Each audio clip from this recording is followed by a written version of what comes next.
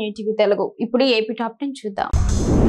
ధర్మవరం బ్రాహ్మణ వీధిలోని సాధన హై స్కూల్లో 7వ తరగతి చదువుతున్న వర్ది జాహ్నవిని ఆర్డీఓ మహేష్ తన కార్యాలయంలో ప్రత్యేకంగా అభినందించారు.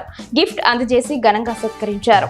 ఆర్డీఓ మాట్లాడుతూ జాహ్నవి చిన్న వయసులోనే అబాకస్ వేదిక్ మ్యాథ్స్ రాష్ట్ర జాతీయ స్థాయిలో ప్రతిభ కనబర్చి ఇంటర్నేషనల్ స్థాయికి ఎంపిక కావడం గర్వించదగ్గ విషయమని తెలిపారు. అబాకస్ మ్యాథ్స్ మెదడుకు మంచి నైపుణ్యాన్ని పెంచుతుందని అన్నారు. శ్రీకాళహస్తీశ్వర స్వామివారి దేవస్థానంలో మహాశివరాత్రి బ్రహ్మోత్సవాలు ముగిశాయి.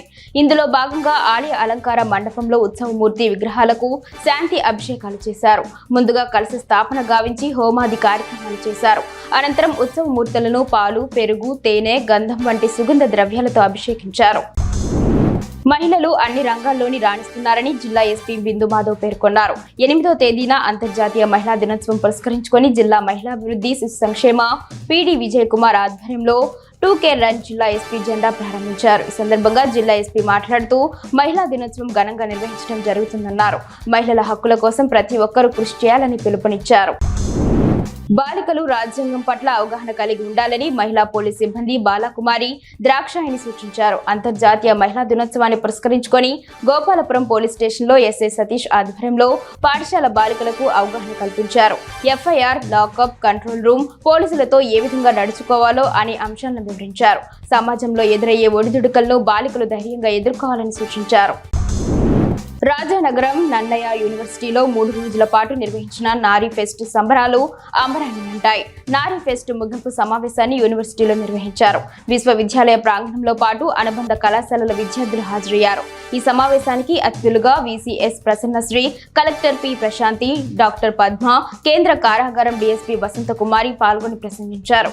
మహిళా శక్తిని కొనియాడారు.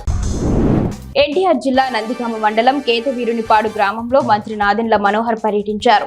సంగమేశ్వర స్వామి దేవాలయంలో జరిగిన పూజలో పాల్గొన్నారు. తన చిన్ననాటి స్నేహితుడు శర్మ ఆహ్వానం మేరకు గుడి ప్రతిష్ఠ కార్యక్రమంలో పాల్గొనడం జరిగిందని మంత్రి తెలిపారు. గ్రామాలు అభివృద్ధి చెంది యువతకు ఉద్యోగ అవకాశాలు పెరగాలని కూటమి ప్రభుత్వంలో చేస్తున్న ప్రయత్నంలో యువతకు భవిష్యత్తు ఉండేలా చూడాలని కోరారు.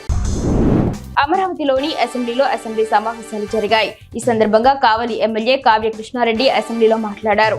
ల్యాండ్ కన్వర్షన్ ద్వారా రెట్టింపు ఛార్జీలు చెల్లించి నష్టపోతున్న రియల్ ఎస్టేట్ వ్యాపారులకు అనుకూలంగా ఒకేసారి ల్యాండ్ కన్వర్షన్ ఫీజు ఉండేలా చేయాలని అసెంబ్లీలో కృష్ణారెడ్డి ప్రశ్నించారు. దానికి రెవెన్యూ శాఖ మంత్రి అనగాని సత్యప్రసాద్ సానుకూలంగా స్పందించారు.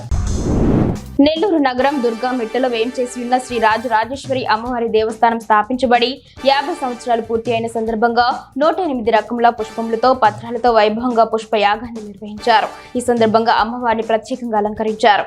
ఈ కార్యక్రమాన్ని చూసేందుకు వేలాది మంది భక్తులు విచ్చేసి తీర్థ ప్రసాదాలను స్వీకరించారు.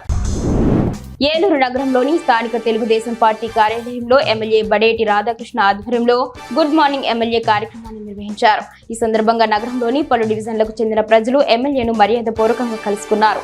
అనంతరం ఎమ్మెల్యే వారి సమస్యలకు సంబంధించి అర్జీలు స్వీకరించి వాటిని సంబంధిత అధికారులతో మాట్లాడి పరిష్కరిస్తానని హామీ ఇచ్చారు. భీమవరంలోని జిల్లా కలెక్టరేట్లో కల్లుగీత వృత్తిదారులు కేటాయించిన జిల్లాలోని 18 షాపులకు జేసీ రాహుల్ కుమార్ రెడ్డి లాటరీ ద్వారా ఎంపిక చేశారు.